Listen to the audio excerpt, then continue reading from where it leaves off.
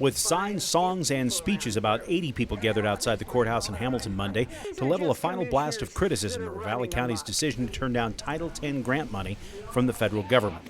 That money funds the family planning clinic, and the rally was timed to mark the final day of the clinic's operation. But the gathering also carried hints the fight isn't over.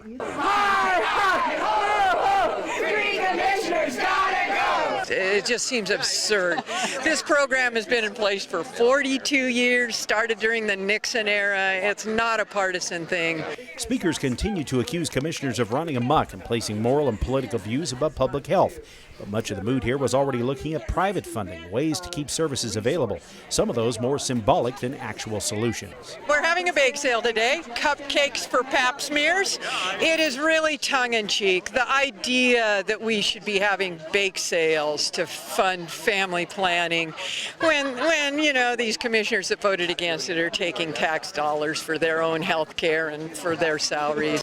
Commissioner Susie Foss had voted for the funds the past 2 years, but changed her mind this time after hearing concerns the clinic's clients should be seeing a primary care doctor or receiving services at the hospital. She hopes the community will find the money to manage the services locally. This is important. It represents less than 1% of our population, but it's a needy population.